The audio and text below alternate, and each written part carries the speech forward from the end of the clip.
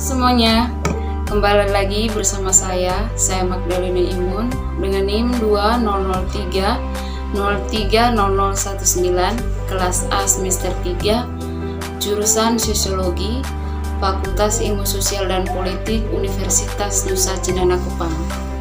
Nah, pada video kali ini saya akan menjelaskan review buku ke-8 dari mata kuliah Teori Sosiologi Modern. Selamat menyaksikan. Baik, kita langsung saja pada tema pertama tentang James Soleman pada tahun 1970 sampai 1985. Pada tahun 1968, James Soleman mulai mengasimilasi dalam karyanya pengakuan bahwa seni tidak pernah bisa sepenuhnya diredukasi menjadi sebuah konsep tindakan sederhana ekspresi. Nah, dari karya pertamanya yang dipamerkan pada tahun 1970 hingga saat ini, Soleman telah mengembangkannya secara signifikan dan beragam pekerjaan yang memberikan parameter untuk proses pembuatan gambar tradisional. James Soleman lebih memilih untuk mengadopsi berbagai media meliputi film, fotografi, video, rekaman suara, dan pertunjukan langsung. Pada tahun 1970 sampai 1974, ia menginstalasi yang melibatkan psikologi sosial, sejarah atau dimensi budaya, dan karya-karya yang terjadi di teater konteks pada tahun 1980 sampai 1985. Sejak awal, Soleman telah memperhatikan bagaimana caranya sesuatu terlihat daripada dengan hal itu sendiri dalam sebuah isolasi. Proyeksi pada tahun 1968, objek tertentu dalam kaitannya dengan lokasi di waktu dan juga dalam ruang. Proyeksi memberikan definitif bukti langsung dari bagian yang dimainkan oleh waktu pada apa yang dilihat dari sebuah karya yang berjudul Memory Base pada tahun 1971. Kemudian pada tahun berikutnya, Soleman memperkenalkan bahasa ke dalam karyanya sebagai sarana untuk mendorong partisipasi aktif dari penonton. Untuk stereo pada tahun 1972, dua pengeras suara tersembunyi dari pandangan terhenti di ujung-ujung ruangan. Pada interval bergantian speaker mengeluarkan frasa yang memberi kesan koherensi dan menuntut tingkat perhatian yang sangat berbeda. Seperti yang telah diamati oleh seorang penulis, karya Soleman membutuhkan konfrontasi penonton dengan tindakannya yang merefleksikan. Alih-alih mencari untuk menyajikan kembali realitas dalam bentuk gambar statis, Soleman mengeksplorasi interval antara pemirsa dan dilihat. Kemudian, tema yang kedua tentang tempat penonton dalam karya James Soleman pada tahun 1983. Seni pertunjukan yang muncul dari berbagai tren di akhir tahun 60-an mencakup berbagai kegiatan yang tidak mungkin untuk realisasi. Namun, pertunjukan dapat secara luas dicirikan sebagai peristiwa durasi tetap yang dieksekusi di hadapan audiens kolektif dengan artis sebagai pelaksana utama. Meskipun memang menyajikan tontonan hidup yang terorganisir tubuh dan alat peraga, itu berbeda dari teater ortodoks dalam dua hal utama. Tindakan dilakukan secara real time, bukan waktu logis dari narasi fiksi kreatif. Dan biasanya seniman berfungsi bukan sebagai tokoh fiktif yang didefinisasi atau motivasi adalah sebuah alasan dari narasi, tetapi sebagai penanda dalam produksi makna tindakan. James Soleman menekankan miliknya sendiri sebagai penulis untuk kepentingan teks yang strukturnya sebagai karya seni mengembalikan pertunjukan penonton. Karya tersebut menyajikan proyek sebuah instalasi yang menggambarkan dan mengomentari bahasa representasi yang menggunakan berbagai media, berbasis waktu dengan narasi dan dalam ruangan yang ditentukan.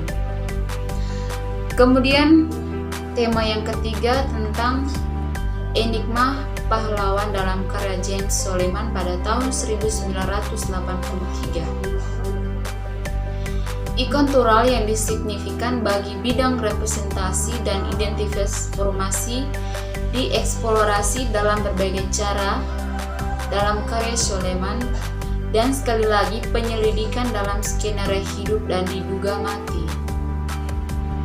Living and Presumed Dead dibuka dengan ilustrasi sekelompok pemain muda yang mengenakan interpretasi pribadi dari periode dan mode kontemporer.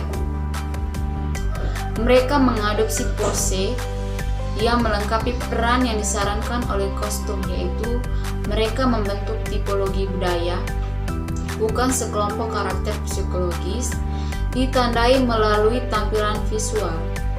Jadi, The Living and the Presumed Dead, CPX memberikan penyamaran dengan yang keris akan mengganggu dan mengancam kepuasan struktur sosial yang telah memendam unsur disharmonis, kejahatan yang belum terpecahkan pembunuhannya.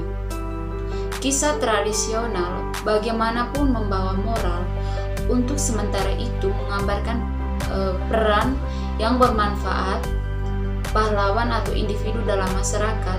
Itu juga memperingatkan tentang hukuman jika dia melanggar hukumannya.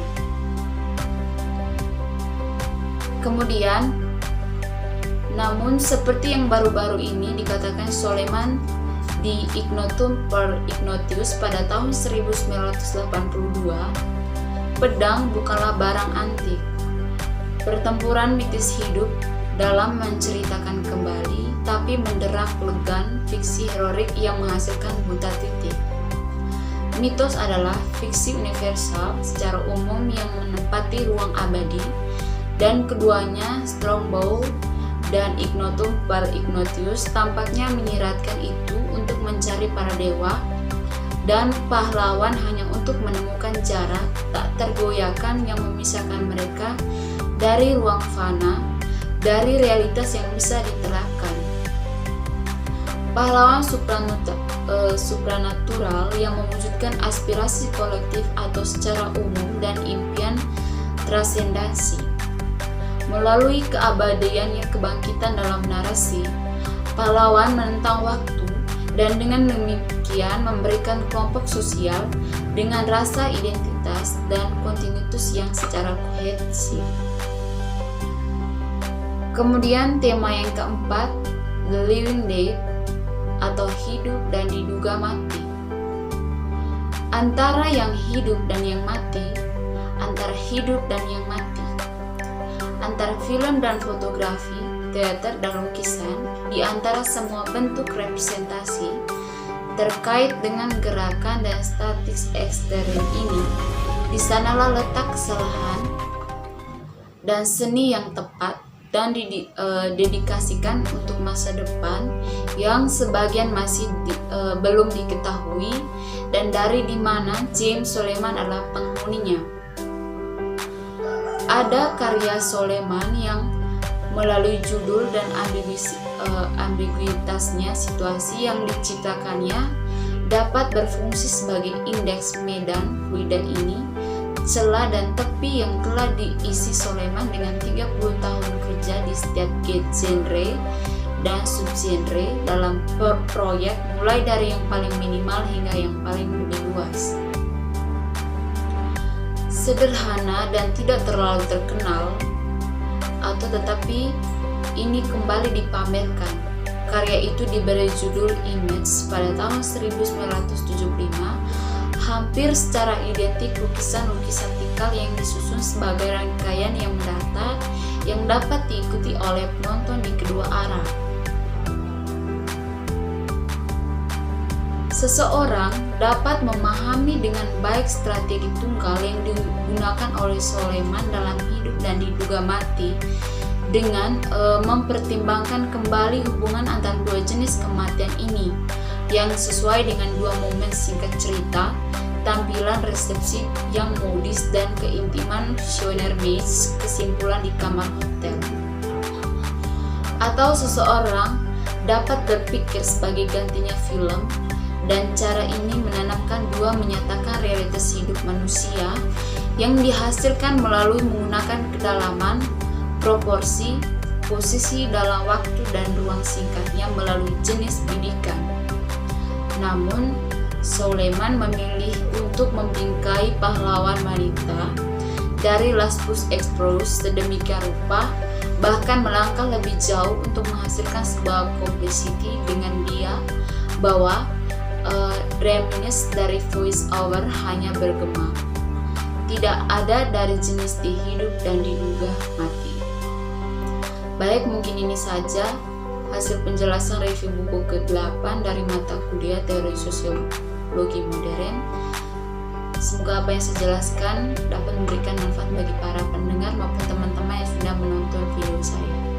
Dari saya sekian dan terima kasih.